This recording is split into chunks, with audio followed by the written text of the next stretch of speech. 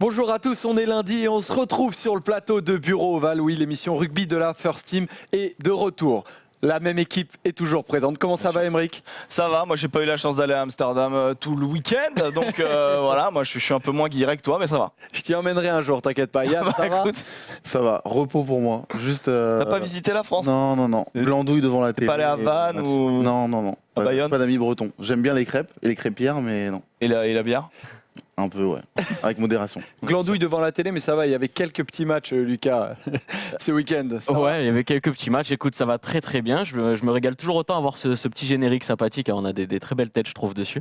Mais non, quelques petits matchs pour dire, comme tu as dit, écoute, on s'est régalé. Du beau rugby, du très très beau rugby, et ça fait plaisir de temps en temps. Et on va en parler évidemment dans l'émission. On va faire un débat assez excitant, je dois l'avouer. Vous allez être un peu les uns contre les autres, ça va être génial. Le mec revient d'Amsterdam, il va faire des débats. Qui est le meilleur joueur du top 14 cette saison ? On va en parler dans le débat. On va faire un focus sur la finale franco-française Clermont-La Rochelle que Clermont a gagné. Mais on va commencer l'émission évidemment avec les news. C'est parti.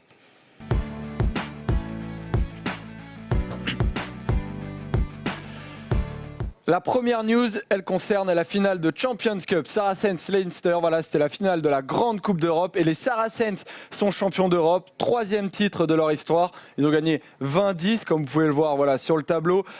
Lucas, tu voulais nous donner les grands chiffres, ceux que tu as retenus sur ce match-là. Ce que j'ai retenu, c'est que les Saracens perdent toujours pas en finale. Ils n'ont aucune finale perdue. Que c'est aussi la première fois qu'ils battent le Leinster, qui lui s'incline pour la première fois en finale. Donc c'est assez soit l'un soit l'autre, quoi. Soit l'un soit l'autre, mais c'est la 4e confrontation entre les deux et c'est la première fois que les Anglais gagnent. Ce que j'ai retenu aussi dans le match, c'est qu'il y a eu 432 plaquages, dont 373 réussis. Donc ça fait plus de 85% de plaquages réussis, c'est monstrueux. Et pour la seule équipe des Saracens, il y a quasiment autant de plaquages que sur la finale Clermont-La Rochelle. Donc c'est pour vous dire l'intensité de ce match, quoi. Les Saracens qui n'ont pas eu la possession du ballon, 44% seulement, mais qui par contre sont à 100% en conquête, alors que le Leinster a loupé une touche. Sinon, il est à 100% aussi. J'allais dire, ces chiffres, ils s'expliquent parce qu'ils ont fait que défendre ou presque les Saracens, mais ils l'ont très bien fait du coup. Et il y avait 10-10 en fait à la mi-temps. Alors Yann, pour toi, qu'est-ce qui a fait la différence au final ? Pourtant, pour moi, c'est l'expérience et la maîtrise des Anglais. Pourtant, on n'en manque pas côté irlandais, mais c'est incroyable comment même mener 10-0, ils ont réussi à faire le dos rond, défendre, sans se mettre à la faute surtout, prendre juste un essai mais à 14, faire le dos rond et puis revenir tranquillement dans le match. Passer à 10-10 à la mi-temps, déjà c'était inespéré. Et puis après, ils ont déroulé avec un Vunipola vraiment exceptionnel. On voit en photo justement. Ouais. Ah ouais, il emporte 4 défenseurs. Skelton aussi qui mange des enfants, je pense. Oui, clairement. Au petit déjeuner. Ah ouais, non, mais... Après, ça aurait pu changer si McGrath, juste avant la pause, il dégage en touche. Plutôt que, parce qu'on a très bien vu, le Leinster a le ballon à la 40e, ça sonne. McGrath, au lieu de taper en touche, d'aller à la mi-temps, de mener 10-3, il tape une quille. Et derrière, les Saracens remontent le ballon et marquent un essai. Justement, alors le Leinster, pourquoi avoir perdu ce match-là ? Pourquoi ils ont perdu leur titre ? Parce qu'ils étaient tenants du titre, mec. Moi, je pense qu'il y a 3 trucs. C'est en gros, ils ont été battus dans l'intensité du défi physique. C'est-à-dire que c'est leur jeu normalement. Et les Saris l'ont également fait, tu vois, du jeu à une passe, du jeu de destruction. Et du coup, je pense qu'il y a eu, ils ont été battus sur ce défi. Ils ont eu péché d'orgueil. Du coup, ils se sont dit, attends, c'est notre jeu. On va y aller. Nous aussi, on a des couilles. Et ils n'ont pas adapté leur jeu d'attaque. Et du coup, le 3e point pour moi qui est hyper marquant, c'est le manque d'alternance. C'est à quel moment tu restes sur du jeu à une passe si tu te fais rouler dessus. C'est-à-dire que d'habitude, tu roules sur les autres. Là, aujourd'hui, tu roules pas sur eux. Bon, change, surtout que tu as Sexton, je pense qu'il sait mettre du jeu au pied en 2e, 3e rideau, quoi. Sauf que Sexton, si vous vous souvenez bien, il a été quasi muselé et il a rien fait, il a été transparent du match. Et c'est chez 2 fois. C'est incroyable. Il y a un moment, il y a Creus qui lui met un tampon énorme. Et puis, ce qui a fait la différence aussi pour moi, c'est le banc. Un meilleur banc côté Saracens, quand tu vois qu'il y a des gens comme Vincent Corr, Shaq Burger sur le banc, ou d'autres, alors que côté Leinster, c'est des jeunes joueurs irlandais, prometteurs, mais qui n'ont pas encore le niveau, ce niveau-là en tout cas. Donc pour être complet, vas-y Luc. Ouais, du coup, c'est les Saracens qui ils deviennent donc l'équipe anglaise la plus titrée dans la compétition. Et à noter qu'ils n'ont perdu aucun match sur cette Champions Cup cette année. Et ça leur était déjà arrivé en 2016 sur leur première victoire en Coupe d'Europe. Ils n'avaient perdu aucun match non plus. Je vois Alex Good à l'écran. Il a été élu homme de la compétition. Et il a joué toutes les minutes mots de la des matchs. Pardon. Non, mais il n'y a pas de problème. Enculé. Mérité ou pas selon toi ?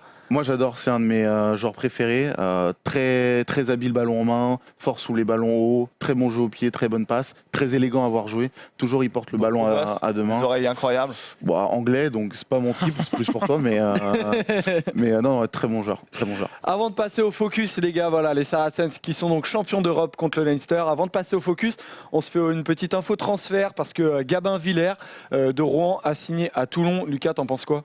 Ben, j'en pense que c'est pas mal. Écoute, c'est un joueur de rugby à 15 qui a brillé à 7 dernièrement au tournoi de Hong Kong. Il a été élu meilleur joueur. Et c'est un ailier de 23 ans. Et là, du coup, il rejoint Toulon la saison prochaine. Toulon qui est un peu en déficit à l'aile avec les départs de Tuisova et de peut-être Savea qui reste pas, mais même s'il joue plus ailier. Et du coup, Villiers va avoir clairement une carte à jouer, même s'il y a l'arrivée de Milner Scudder, le All Black. Mais je pense qu'avec le turnover, il a clairement une carte à jouer à l'aile à Toulon, un poste un peu moins fourni que les autres, quoi. Peut-être que Milner Scudder, il va aller à la Coupe du Monde avec les Blacks, donc il va arriver qu'en novembre, après les vacances. Donc en tout cas, tout le début de la saison, je pense qu'il pourra s'exprimer.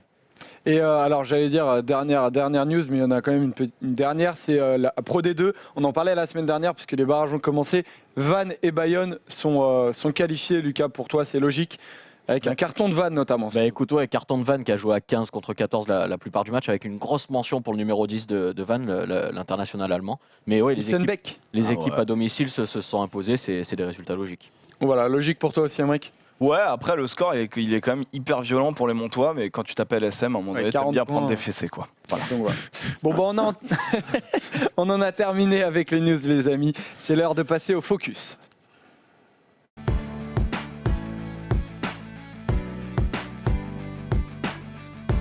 Ouais, c'est une petite Coupe d'Europe, mais c'est une Coupe d'Europe quand même, il faut le dire, parce que Clermont a battu La Rochelle 36-16. On va découvrir le tableau de cette finale franco-française de cette Challenge Cup. Voilà, Clermont a gagné. Yam, comment Clermont a fait la différence selon toi? Mais on l'avait dit la semaine dernière, il y avait pour moi une classe d'écart côté clermontois. Beaucoup plus d'expérience aussi, plus de joueurs clés.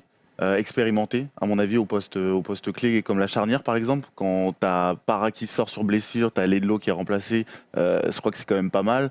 De l'autre côté, bon, c'était Kerr-Barlow qui a quand même une Coupe du Monde qui est néo-zélandais, mais tu as Alexis Balès qui rentre, c'est un ton en dessous pour moi. Donc pareil, comme pour la grande finale de la Coupe d'Europe, pour moi il a manqué d'expérience et de maîtrise côté Rochelais. Ils ont eu des breaks, ils ont percé et tout, mais ils n'ont pas fini. Et à ce niveau-là, il faut être pragmatique. Tu vas dans le camp adverse, il faut marquer à chaque fois. Parce que sinon, tu peux prendre un contre, enfin t'es pas à l'abri de prendre un contre. Et du coup, il y a eu un manque de maîtrise pour moi. On peut noter que j'ai eu du nez quand même, hein, comme pour le destination. Hein, les pronostics, c'est mon truc là. Hein. En même temps, ils auraient pu, ils font un gros match quand même, La Rochelle, mais ils sont obligés d'être à 200%, et si t'es à 190%, malheureusement, ça passe pas, quoi. Et Emric, tu m'as dit avant l'émission que tu voyais Clermont comme une couleuvre. Faut que tu m'expliques là. Parce que moi, je suis un poète, mais tu vois, genre une couleuvre en fait. En gros, parce que t'as l'impression que tu vas les battre. Tu vois, genre, il y a vraiment des moments où La Rochelle roulait sur eux, mais en fait, ils font le dos rond. Même quand ils prennent un essai, ils retournent directement dans le camp et ils te tuent le match. Ils te laissent même pas espérer. Donc une couleuvre, c'est genre tu crois qu'elle est morte, puis en fait elle te pique. Voilà, c'est ça.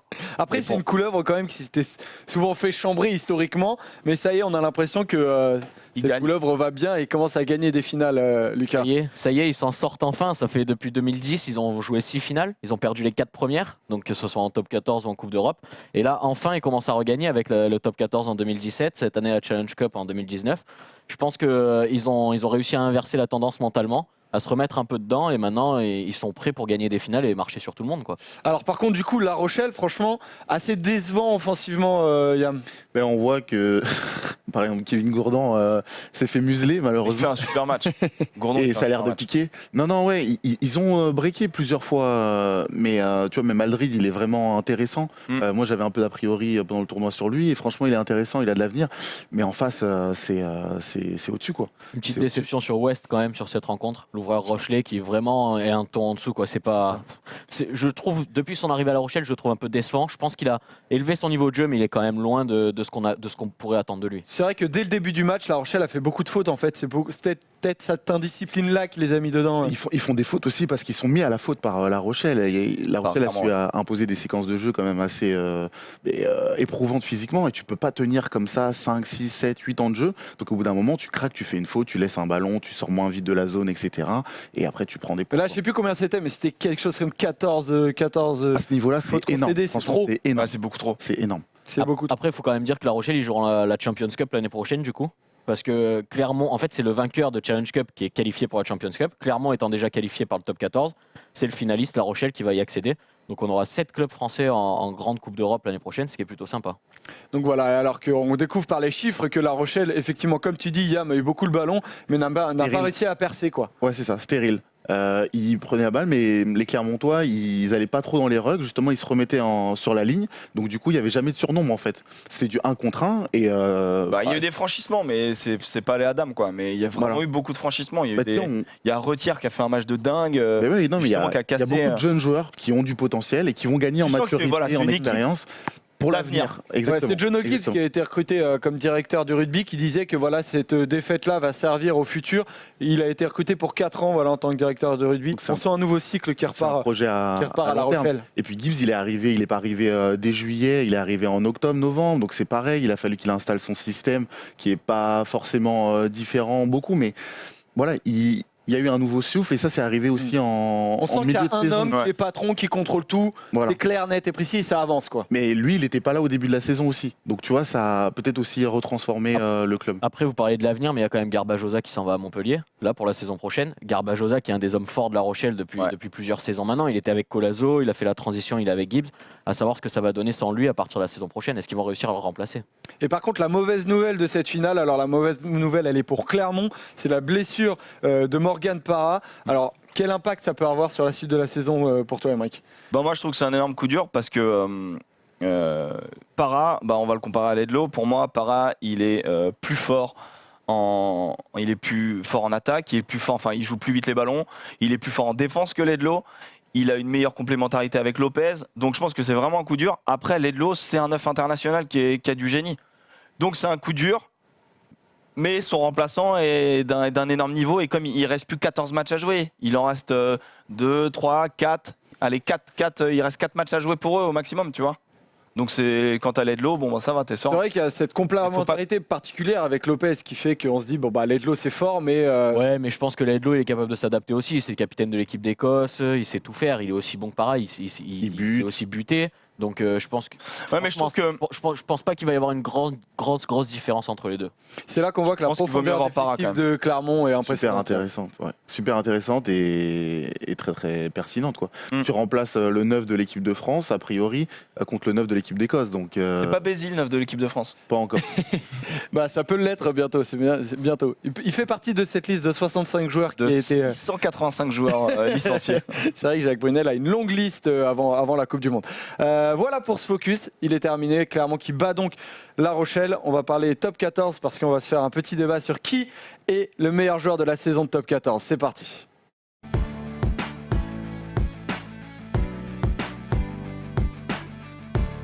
La saison de top 14, elle touche à sa fin. Alors il reste 2 matchs de saison régulière, il reste les phases finales. Mais voilà, c'est le moment. Il y a eu 24 matchs quand même, largement assez pour savoir qui peut être élu meilleur joueur de la saison. Alors on va expliquer comment on a construit ce débat. Vous allez défendre chacun un favori. On va commencer avec le favori de Yam. Qui as-tu choisi? Il y en avait beaucoup qui se sont illustrés pendant la saison, mais moi j'ai retenu Sofiane Guitoun, parce que je trouve que c'est une belle histoire. Au début de la saison, en août dernier, il revenait d'une pubalgie, grosse blessure qui l'a éloigné des terrains très longtemps, de plusieurs blessures au genou. Il était en fin de saison, donc potentiellement pas gardé au Stade Toulousain, il faut être quand même assez clair, personne misait sur Guitoun, et il te fait quand même une saison... C'est vrai qu'on l'avait oublié. Non mais ouais, clairement, très clairement, parce qu'il a été quand même international et tout, et c'est passé complètement à la trappe, à cause du blessure aussi. Et là, il te fait une saison remarquable, 19 matchs, 19 titularisations, 11 essais. En Coupe d'Europe, je crois que c'est 8. Et pareil, 8 titularisations, très très fort. Pour un centre, c'est des chiffres très important, quoi. En termes de stats, d'essais marqués et tout, pour un centre, c'est vraiment exceptionnel. Après, il a un profil d'ailier aussi. C'est sa polyvalence que j'aimerais mettre aussi en avant. Comme il a ce profil de finisseur, d'ailier finisseur, au centre, ça lui permet aussi d'exploiter ses qualités de vitesse. Et c'est pour ça qu'il est très intéressant. Et c'est un profil qu'on n'a pas trop en France. On a plutôt soit des destroyers style Bastaro, Chavancy, etc. Des joueurs assez plutôt véloces avec de la vitesse comme Ficou. où Penaud fut un temps. Et là, Guitoun, il a un peu un mélange de tout ça, parce qu'il est capable d'aller franchir, de jouer le duel, mais il est capable aussi d'aller jouer sur les extérieurs avec sa vitesse, avec ses appuis. Donc moi, je trouve que c'est quelqu'un de très intéressant. Et surtout, il a été régulier tout le long de la saison. Guitoun, il a fait tout le temps des bons matchs. Après, ce qu'il faut noter, c'est quand même qu'il surfe sur la vague de son équipe. Je pense, je suis pas sûr. Alors, je trouve que c'est un très bon joueur. Hein, je vois déjà les gens venir, mais je pense que si son équipe n'était pas à ce niveau-là, Guitoun n'y serait pas à ce niveau-là non plus. On l'a déjà vu d'ailleurs dans les saisons précédentes. Toulouse n'était pas au niveau qu'ils sont aujourd'hui, même les anciennes équipes de Guitoun. Et il a jamais fait une saison comme celle-là. Il fait la saison À Bordeaux, il était bon. Il fait, oui, À un il fait moment, la meilleure il y avait saison de sa Etcheto. carrière parce qu'à côté de lui, il a des mecs qui font les meilleures saisons de leur carrière. Je pense que si tu enlèves Guitoun pour le mettre dans un club qui est un peu moins bon et qui fait une moins bonne saison, je pense qu'il brillera beaucoup moins déjà. Il surfe sur la vague de Toulouse qui est une grosse équipe, qui est collectivement hyper fort, mais tout seul, individuellement, je pense que vraiment il sort pas du lot comme d'autres joueurs peuvent sortir du lot. En fait, ce qui est intéressant avec Guitoun, c'est qu'à Toulouse, il y a beaucoup de centres, mais le roulement, il se fait essentiellement autour du 12. Et c'est vrai que Guitoun, il est indéboulonnable depuis le début de la saison. C'est vrai que ça, c'est quand même à noter, c'est quand même hyper impressionnant. Mais ouais, comme tu dis, la régularité de ce gars-là fait que je comprends pourquoi tu le choisis. Moi, c'est pas le gars que j'ai choisi, tu vois. Non, il y en a- Mais il mérite sa place dans, Bah, dans justement, notre top du coup, 3. tu vois. le gars que tu as choisi, on en parle tout de suite, Aymeric. Tu as choisi Damien Penaud. Pourquoi? Pas pour son prénom, qui est pour moi vraiment le point négatif de ce garçon. C'est pas si on dit Damien, Il a retordre. ça c'est casse-couille, mais parce que c'est un joueur exceptionnel, parce que c'est un joueur qui confirme. C'est-à-dire que l'année dernière, il nous avait ébloui. Cette année, il fallait confirmer, c'est jamais évident. Donc là, il confirme. Je trouve que techniquement, moi, c'est un poste vraiment que j'affectionne, tu vois, l'aile. Et du coup, je trouve que sa technique balle en main, sa technique, son 1 contre 1, il élimine qui il veut. Je pense que vraiment, il élimine qui il veut. Balle au pied, on l'a vu mettre des essais d'un autre temps. Tu sais, quand t'es à l'aile et que tu mets le petit par-dessus, ça se faisait quasiment plus, tu vois. Il sait faire ça. Dans les airs, on l'a vu en tout cas en équipe de France qui s'est fait bombarder, qui est arrosé dans tous les sens. Bah, dans les airs, il est très très bon, à Clermont aussi bien sûr.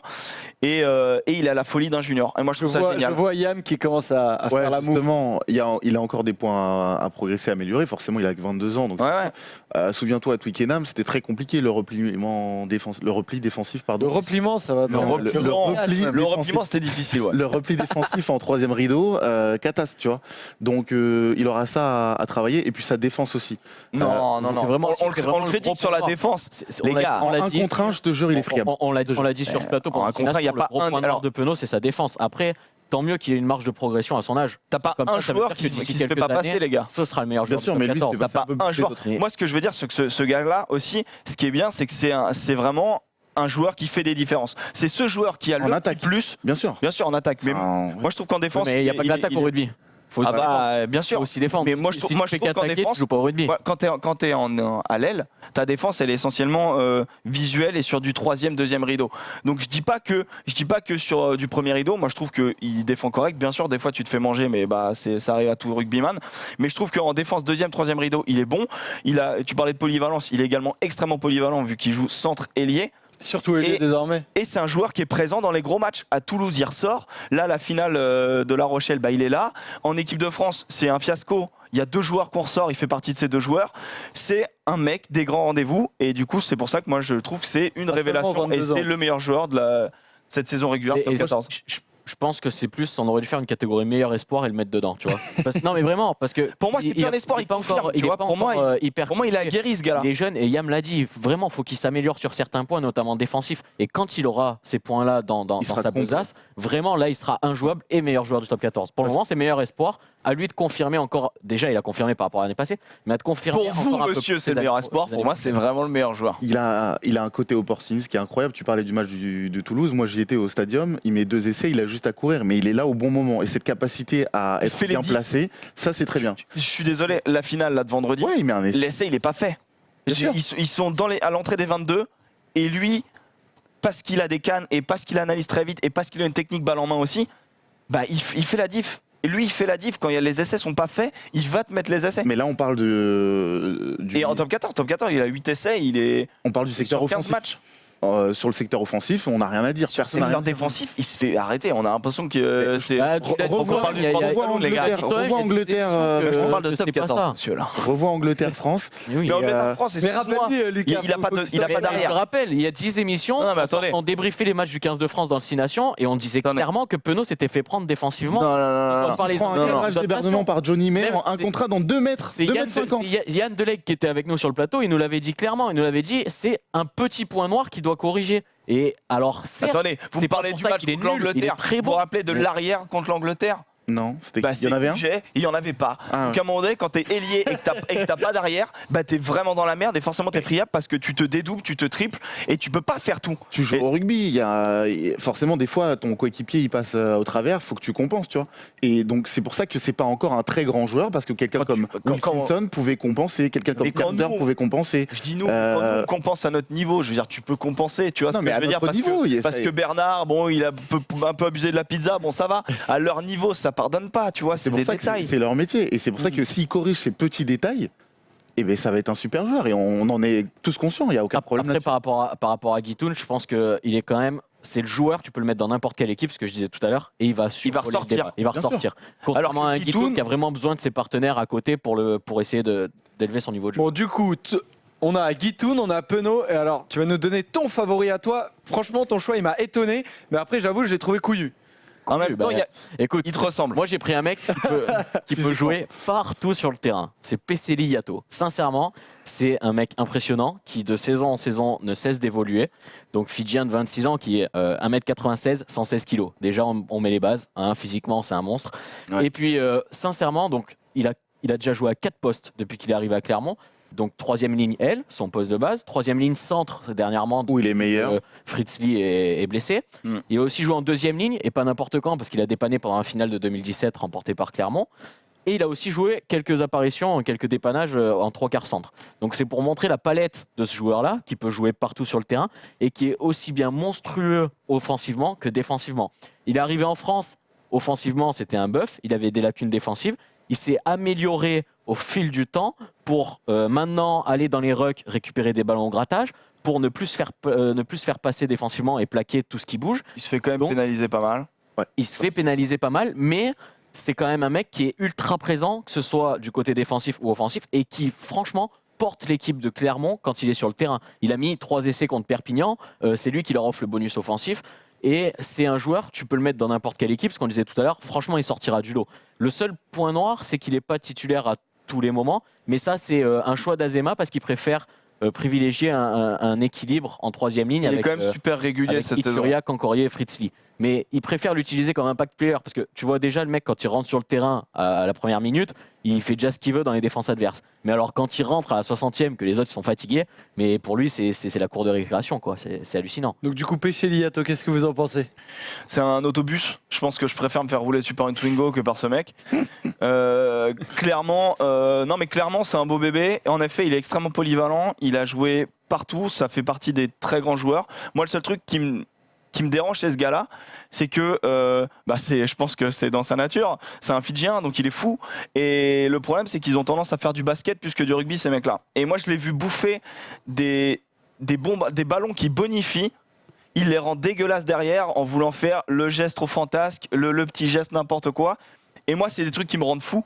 C'est-à-dire que moi, j'ai besoin d'avoir un joueur sur qui je peux compter, et certes, qui va faire des diffs, mais qui va pas tout gâcher derrière, quoi.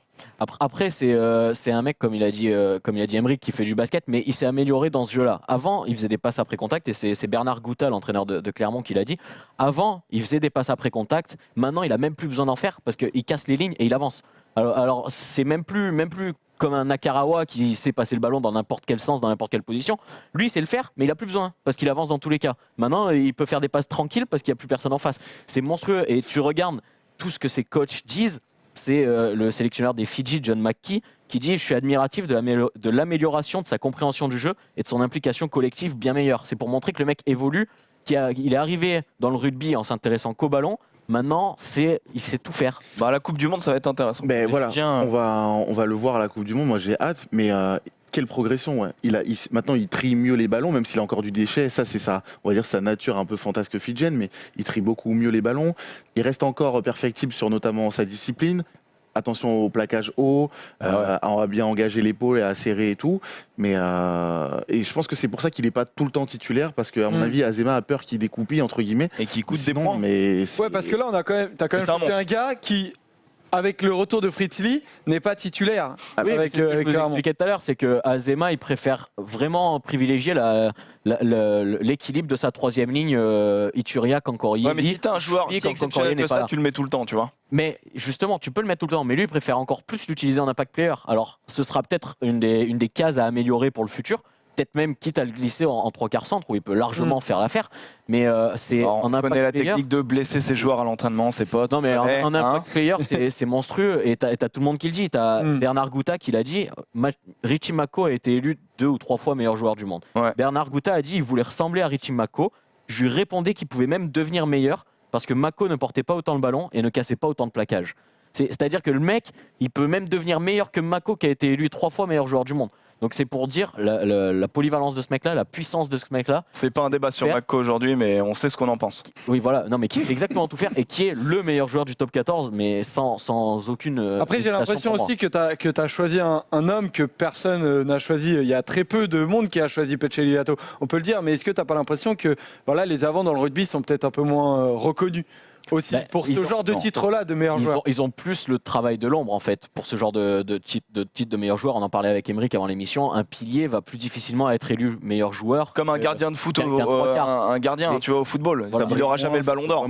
Les trois quarts sont beaucoup plus mis en avant que les avants. Et c'est là où Yato est c'est toi qui fort. C'est que c'est toi. Yato, lui, il arrive à se mettre en avant. Il est à 10 essais en top 14. C'est le 3e meilleur marqueur. Moi, je trouve Sachant que c'est un avant, tu vois. Il arrive à se mettre à briller autant que les trois quarts, alors que son poste, il brille aussi je dans pense l'ombre. que c'est valable pour le 5 de devant. C'est ton 5 de devant qui est à la mine et que tu vois pas et qui brille pas, tu vois. Même si maintenant, avec des piliers modernes, tu commences à les voir de plus en plus. Mais concrètement, ton 5 de devant, c'est plus compliqué d'en sortir un. Alors qu'un troisième bar, bah si, tu les vois dans le jeu. Donc techniquement, comme tu dis, c'est Mako qui est un avant, qui a été célébré. Tu Après, vois, c'est pas... comme Castro Giovanni, le pilier italien, a été élu meilleur joueur du championnat anglais, par C'est exemple. possible, mais donc c'est plus dur. Hermitage aussi, chez nous, il y a un moment. Stéphane Hermitage, meilleur joueur de la Coupe Les Anglais, ils d'Europe. font rien comme les autres. Bon, en tout cas, vous non plus, vous faites rien comme les autres, parce que quand on a demandé sur Twitter à nos aux suiveurs de Bureau Oval qui mettrait comme meilleur joueur de la saison de Top 14, vous avez choisi globalement et en majorité Chelsea Colby et un peu Damien Penaud aussi, ton favori à toi, Emeric. Alors les gars, il va falloir m'expliquer évidemment pourquoi ne pas avoir choisi Chelsea Colby. On va commencer par toi, Yam. Parce que, comme c'est ce qu'on disait en fait, il est beaucoup à la finition, même s'il crée quand même des décalages incroyables, il est beaucoup à la finition, donc il profite du travail des autres. Donc je vais pas dire que c'est un profiteur, mais un peu quand même. Et Attends, non, je suis pas forcément d'accord. On est d'accord que c'est un joueur et exceptionnel. lui aussi, il a des lacunes défensives. Alors, ça s'est vu en Coupe d'Europe, notamment au Leinster. Il s'est fait ouvrir. Voilà, mais ça c'est dû à son petit gabarit qui est pas facile. Après, il va quand même s'échappe ou quoi, tu vois. Non, pour un petit gabarit, il fait quand même tomber beaucoup. Ah ouais. Non, il est offensivement, pas. il y a rien à dire, bien évidemment. Le mais truc, pour moi, le truc, c'est qu'il crée, contrairement à ce que dit Diam, je pense plus qu'il crée justement avec ses crochets et ses prises d'intervalle, tout ça. Sauf que moi, j'ai hésité vraiment longuement entre les deux et j'ai trouvé un petit défaut à Colby, là où j'en ai pas trouvé du tout à Yato, qui est énorme.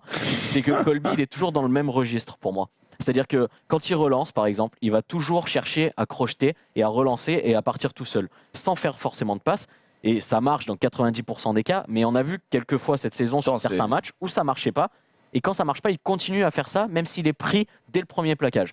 Et il continue dans ce registre. Et je pense que c'est là où il faudrait un peu plus varier et peut-être ouvrir sur ses partenaires. C'est son jeu, c'est un joueur exceptionnel. Il fait 1m44. À un moment donné, bien sûr qu'il te fait des crochets. Si tu fais 1m44, tu n'as pas le droit de faire de passe. Au bout d'un moment, mais quand tu fais 1m44, et je peux te le dire vu mon physique, tu vas pas péter dans des gros, tu vois. À un moment donné, tu as une conscience. Forcément, il est dans les de passe. Lui, il va faire ça. Non, il s'appuie vraiment sur ses crochets et ses prises d'intervalle. Ça marche dans 90% des cas. Parce qu'il est énormissime là-dessus. tellement tonique. Oui, mais quand ça marche pas, il continue de faire ça, même si ça marche pas. Et il va faire ça tout le match. Et c'est là où faudrait qu'il s'améliore un peu. Donc voilà, Colby, t'en penses quoi Non, grand fan, ouais. Oui, après, c'est un super joueur. Nous dans les commentaires, si on vous a convaincu, si pour vous Colby est quand même le meilleur joueur malgré ses défauts-là, notamment en défense et Il n'est pas français, monsieur. Il n'est pas français. Ça c'est important ou pas? Pour moi, oui. Oui, non, mais vraiment. Pour moi, ça rentre en compte vraiment. Ouais. C'est notre championnat et je suis un peu con et du coup, moi, c'est vrai que. Mais t'as le droit. Non, mais tu vois, genre, c'est cool. Hein. Et je dis pas s'il y a toujours Wilkinson, bon bah je vais me mordre la langue et je vais dire Wilkinson, mais ouais, je trouve C'est un ça peu plus important. dur. Je trouve ça important on a plein de bons rugbyman. Il faut les mettre en valeur. Ouais, après tu choisis pas un mec qui ne mérite pas non plus avec Damien Penon. Voilà, On j'ai a pas, fait pris- quand j'ai même. pas pris Kitoun quoi. Ouais, voilà. On a fait une équipe type avec plein d'autres joueurs, pas les 4 évidemment qu'on a cités, une équipe type avec voilà, tous les joueurs qui pourraient être aussi cités parmi les meilleurs joueurs du top 14. Voilà, il y a C'est du... très lisible ce genre de truc. Ouais, hein. bah oui, je sais, il y a du Marchand qui a été blessé, mais voilà, qui mérite quand même.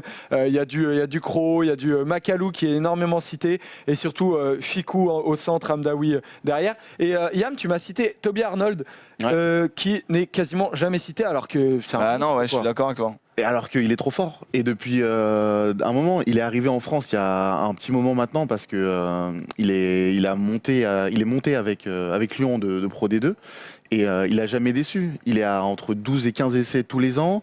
Pareil, il peut jouer ailier ou arrière. Il a des cannes, il a des appuis, il est très sûr sur les ballons hauts.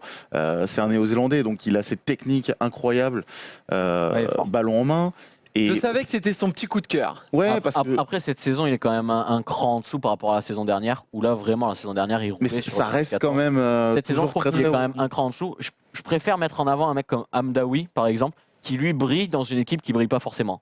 Tu vois, le Stade Français est un peu en berne. Hamdaoui, lui, vraiment sort du lot. Bah, il ils a ont porté fait le un- Stade Français pendant de longues semaines en marquant, Le beaucoup Stade d'essais, hein, français, ils en font quand même presque un début de saison complètement Oui, ouf, hein. mais maintenant, depuis le mois de janvier-février, que ça va un peu Voilà, moins mais je suis bien, d'accord, ça va bien. Hamdaoui, lui, toujours survole. Et même quand Ficou était en équipe de France, Hamdaoui était présent pour aider le Stade Français à rester en vie. Puis Vakatawa, meilleur marqueur, donc à un moment donné, ça veut dire quelque chose qui aussi. est quoi. énormément cité. Voilà, n'hésitez pas encore une fois à nous dire dans les commentaires qui pour vous est le meilleur joueur du top 14. Quant à nous, on va passer au Yam Explique. C'est parti.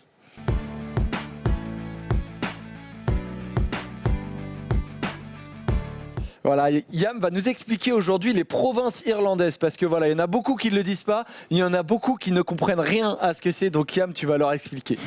Effectivement, chez nos amis de l'autre côté de la Manche, il y a un championnat qui est complètement différent et surtout un système. Eux, ils n'ont pas des clubs, ils ont des provinces. Donc c'est comme une région, c'est comme si par exemple le Stade Français et le Racing ne faisaient qu'un et que ça représentait une région. Donc on le voit sur la carte, il y a 4 provinces représentées. Au nord c'est l'Ulster, à l'ouest c'est le Leinster, à l'est le Connacht et au sud le Munster. Ah, c'est l'inverse. À l'ouest du coup, mais Ah, pardon, excusez-moi. écoute, Il on met est pas en place, géo, on a sud-ouest, compris. Yam. Les Toulousains vont être contents Y a pas de d'être à problème. Strasbourg. Autant pour moi. Et donc en fait, ils ont rentré depuis 2001 dans la Ligue Celt, ce qu'on appelait la Ligue Celt, qui s'est appelé le Pro 12 et maintenant le Pro 14, et donc qui réunit au tout début une dizaine d'équipes, les 4 équipes irlandaises que je viens de citer, des équipes galloises, des équipes écossaises, et puis depuis 2010 des équipes italiennes. Ça faisait donc un championnat qu'on appelait un championnat Celt.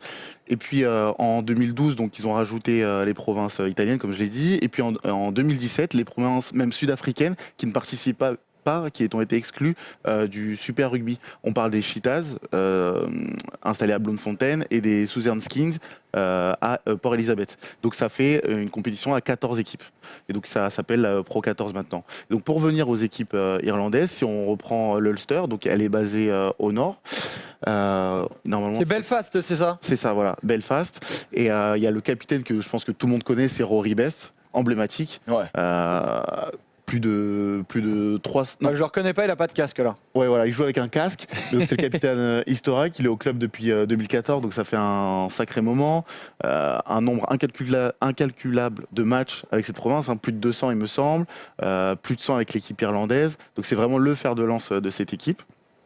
Et cette équipe, elle a côté des joueurs comme Juan Pinard par exemple. Donc vraiment intéressant, qualifié tous les ans en Coupe d'Europe. Donc vraiment pas mal. C'est vrai que quand on pense à capitaine emblématique, on pense à Rory Best, Lucas. Il n'y a pas de doute, il n'y a que lui. Tout à l'heure, quand vous prépariez l'émission, vous avez dit j'ai entendu sortir capitaine emblématique. Il n'y a que lui qui m'est sorti de la tête. Quoi. Moi, il y a Paris Y en a aussi, qu'un. personnellement. Voilà. C'est vrai, il y a Paris aussi. C'est vrai, t'as raison. Donc la deuxième province dont tu voulais nous parler, Yam. Peut-être la moins connue. Déjà, on regarde son stade. C'est à Galway. Il y a 8000 places. C'est au fin fond de la Cambrousse irlandaise. Il n'y a que de la Guinness à boire et personne connaît. Ça, c'est un peu partout hein, dans ce pays. Non, mais c'est pas la province la plus médiatique, mais pourtant ils forment de très très bons joueurs. Il y a par exemple Gary Ringrose qui en est sorti et Bundeaki qui sont allés chercher en Nouvelle-Zélande, qui n'est pas vraiment irlandais de naissance, mais qui est aussi le meilleur joueur actuellement, sélectionné avec l'équipe d'Irlande depuis maintenant 2 saisons. On l'a vu au tournoi, hein, c'est un solide client quand même. Et donc cette province, elle est quand même atypique, on va dire, comparé à des équipes comme le Munster, comme le Leinster qu'on va parler après. Et donc c'était aussi intéressant d'en parler parce que Elle gagne beaucoup moins, quoi. C'est plus elle gagne beaucoup moins, forme, quoi. mais là-bas, il y a ce fighting spirit, on va dire, tu vois, il y a quand même un état d'esprit particulier qui est à mettre en avant. Et donc la troisième dont tu voulais nous parler, c'était le Munster. Voilà, Munster, donc équipe qu'on ne présente plus, hein, titrée un nombre de fois aussi incalculable en Coupe d'Europe. Et cette photo, elle est assez intéressante puisque donc on parle beaucoup de Paul O'Connell, qui est l'emblématique deuxième ligne avec un super bandeau, un swag à la Luca Bertolotto. Et il y a aussi, Franchement, j'aimerais te voir avec ça, Lucas. J'ai des cheveux, moi. ouais, mais lui aussi, il en a eu à un moment donné, roux. Mais bon, ils ont disparu. Et il y a à côté de lui Peter O'Mahony qui est maintenant le capitaine. Donc il y a aussi cette transmission en fait. Et Aristide en parlait quand il est venu à l'émission. En fait, au Munster, il y a le même état d'esprit des juniors jusqu'à l'équipe première. Et ça, c'est aussi très intéressant à souligner. Tu as le même plan de jeu, la même formation, des petits jusqu'aux seniors. Et donc ils sont un peu dans cet héritage, on va dire, cette tradition de jeu d'avant, groupé pénétrant. À un moment, ils faisaient que des cocottes de 30-40 mètres et ça marchait, c'était vraiment magnifique. Donc Paul O'Connell pour Puis en France, on a adoré ça, du coup, on a tout copié. voilà, on va dire. Et donc Paul O'Connell, pour parler que d'une personne, parce qu'on peut pas tous les citer, donc vous voyez, hein, plus de 175 matchs avec cette province, Lions britannique, capitaine, donc grand monsieur, qui est maintenant coach de la touche au Stade français. Donc voilà, et la dernière, évidemment, on en a parlé en début d'émission, c'est le Leinster. Voilà, donc le Leinster aussi équipe dont on présente Une plus. équipe de losers. Mais voilà. Pour une fois, mais ils n'ont pas été que losers, comme tu peux le voir, ils ont un sacré palmarès. 4 fois champion d'Europe, 5 fois donc vainqueur de la Ligue Celt ou Pro 14, comme on l'appelle maintenant, avec Jonathan Sexton, qu'on a vu en top 14, parce qu'il est passé au Racing, qui est meilleur buteur du club. Ouais, tu vois, bizarrement, il a moins été bon chez nous. Parce qu'il devait être formaté, je pense que formaté, voilà, habitué à l'irlandaise. tous tes codes là-bas. Il est à plus de, je crois, c'est 340 points. C'est le meilleur buteur du club. Donc c'est pour te dire que quand il est dans ses pompes, en tout cas, il y a pas de souci et tous les ballons passent entre les perches. Et le Leinster, pareil, un nombre d'internationaux incroyable et incalculable. Grosse équipe européenne. Voilà, et évidemment, si vous voulez briller en société, du coup, regardez ce Yam explique parce que c'est vrai que la Ligue Celt, c'est pas le championnat le plus simple à suivre, Lucas. C'est pas avec ça que tu as dragué des meufs quand même. C'est pas le plus simple à suivre. Après, c'est beau ce qu'il nous a raconté. J'étais happé par ce qu'il disait. Juste à rajouter, c'est vraiment des équipes qui se mettent au service de leur nation, au service de l'équipe d'Irlande. Et on le voit avec le Leinster, quand on les voit jouer ce week-end, c'est du jeu, t'as l'impression de voir l'équipe d'Irlande sur le terrain, quoi. C'est tout pareil. Bah, c'est sûr que quand tu as 4 provinces, ça simplifie largement les choix parce que tout le monde travaille pour l'équipe nationale. Surtout, exactement, voilà. Elles sont vraiment au service de l'équipe nationale d'Irlande et donc il y a des plages de récupération améliorées pour les internationaux, donc c'est-à-dire qu'ils ne jouent pas en Pro 14, ils jouent la Coupe d'Europe bien évidemment parce que c'est la compétition qui priorise, mais 2-3 semaines avant le début du tournoi par exemple, ou d'une tournée en juin ou en novembre, ils sont au repos carrément et je pense qu'ils s'entraînent même carrément au centre d'entraînement national pour qu'ils soient formatés pour les compétitions internationales. Mais donc ça c'est très intéressant. Ils sont extrêmement limités aussi au nombre d'internationaux dans leur club. Voilà, il y a un nombre aussi qui est, je crois qu'il me semble 2 ou 3 par club non sélectionnables avec l'équipe d'Irlande. Et donc ça change tout parce que forcément, tu peux avoir le Leinster, que des joueurs. ils ont, je crois, donc que des Irlandais, 2 Australiens, 1 Néo-Z. C'est ça. Basta. Pareil en plus, ça joue en conférence A et B, mais voilà, c'est la Ligue Celt qui est compliquée, mais que Yam vous a expliqué, les amis. J'espère avoir été complet. Mais oui, tu as été excellent, mon Yam. Mais j'espère que tu vas être aussi excellent parce que c'est l'heure du quiz. C'est parti.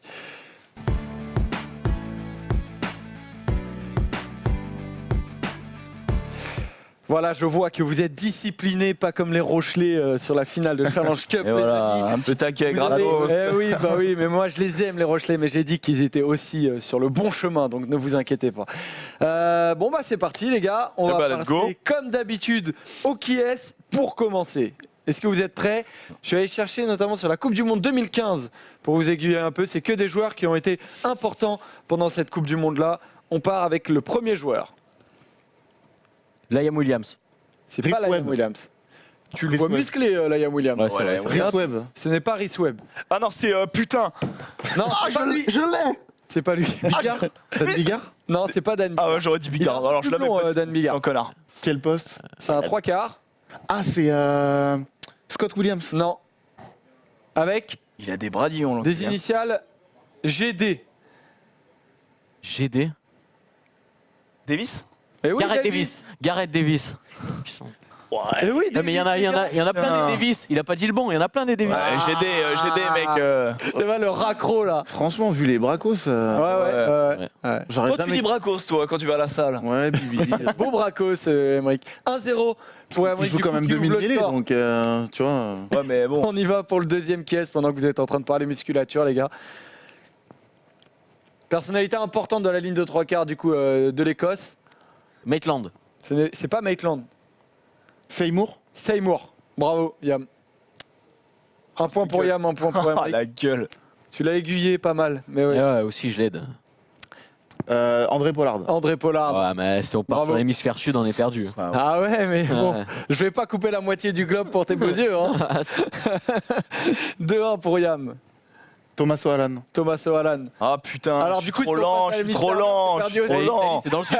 Non, Oui, c'est vrai. c'est au sud Jusqu'au d'Italie. sud de Eh, Toulon pour Pour toi. l'instant, ouais, c'est dans le il sud est- de Toulon. les- Il L'Équateur, a il est joué à à Toulon. Perpignan et tout en plus. Ouais, ouais. Putain. Perpignan aussi, c'est au sud.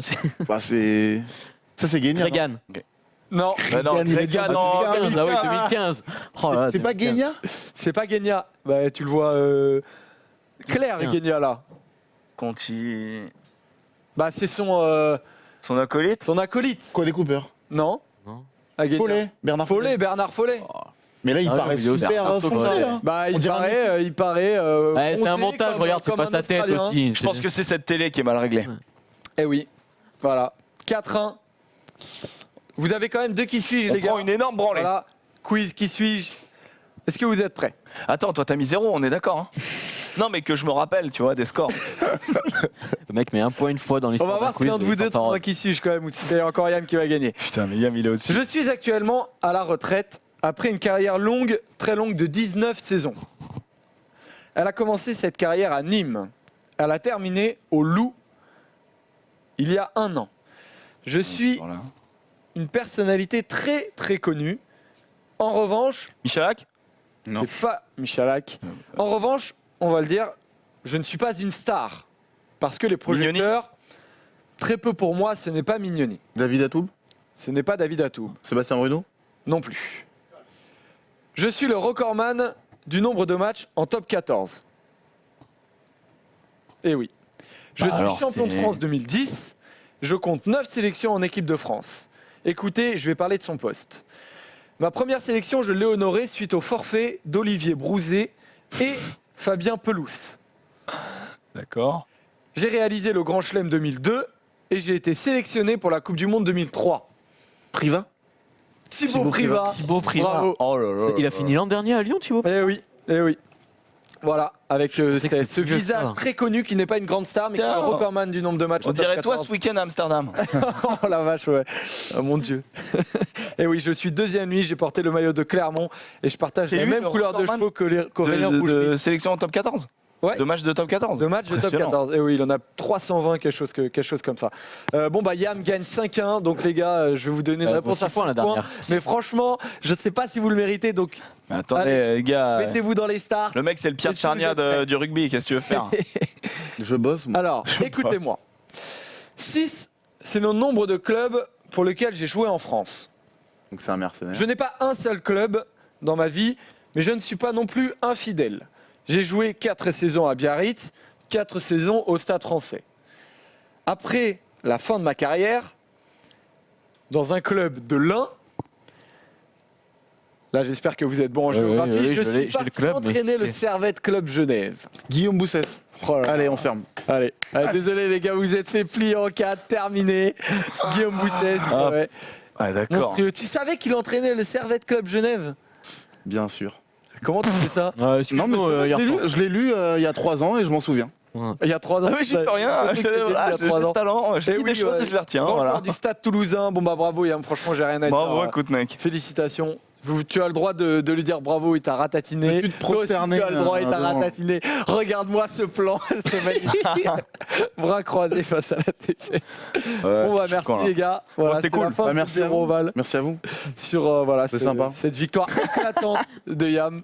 Quel enculé de merde. Franchement, on va se retrouver la semaine prochaine, mais les gars, j'espère que vous allez réviser. Vous serez là quand même. Ouais, alors moi vraiment je pars sur l'option de tricher. Voilà, donc Je te comprends, j'aurais fait la même chose. parce que bon. Ouais, Et c'est les vrai que c'est flics, un peu alors compliqué. Comment Nos valeurs du rugby. Et les valeurs bien sûr, l'Ovalie bien sûr, les Mais valeurs. quand tout le monde est les uns sur les autres, les valeurs de rugby, je peux te dire que s'il faut mettre un doigt dans l'œil, on met un doigt dans l'œil. Toi tu me Bon, mets dans ouais. l'œil toi. Bon, allez. Allez. Bon, allez, salut les gars, à la semaine prochaine. Ciao.